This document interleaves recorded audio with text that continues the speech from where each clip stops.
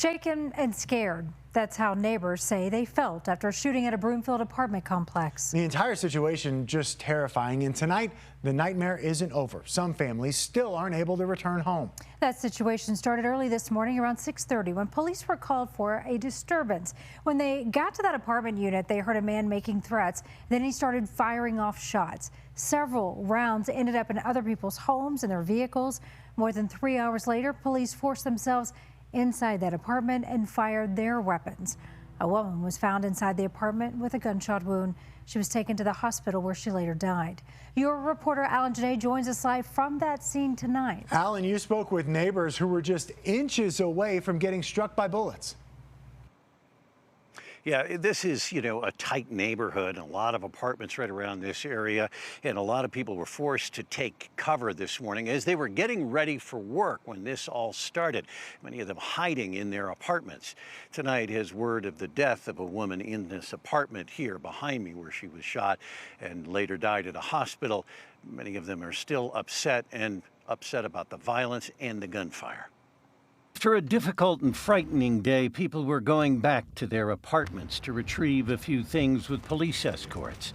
The shock of what had happened was just beginning to settle in. I don't even know. It's really sad to just hear that the victim passed away. Deja Cross shared some of the video from the day.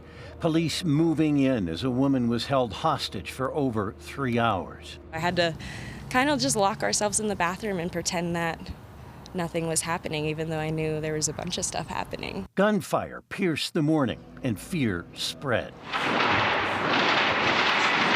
heard the bang. Heather Talent was out walking her dog. The bang was a shot toward her. It flew over the top of my head and hit my bedroom window, Where it remained lodged. Her panic came out. I guess my blood-curdling scream was heard throughout the complex. Police and the gunman began a 3+ hour long standoff. A lot of people were in danger. As they tried to get him to surrender, people hid, but sneaked looks. You saw him come onto the porch shirtless with his gun. Gunfire hit cars and windows, and eventually, as police moved in, the morning was pierced by an explosive charge. People saw law officers bring out the victim and the gunman. We made a forced entry. Officers did. At least one officer fired his weapon, so there was an exchange of gunfire at that point. After it was over, people realized how what they had gone through was not something they were ready to deal with. I didn't know if I was hit. How do you react to something like that? Police have yet to release the identity of the gunman here or of the woman killed, nor have they yet detailed what relationship, if any, she had with this gunman who will be charged, they tell us.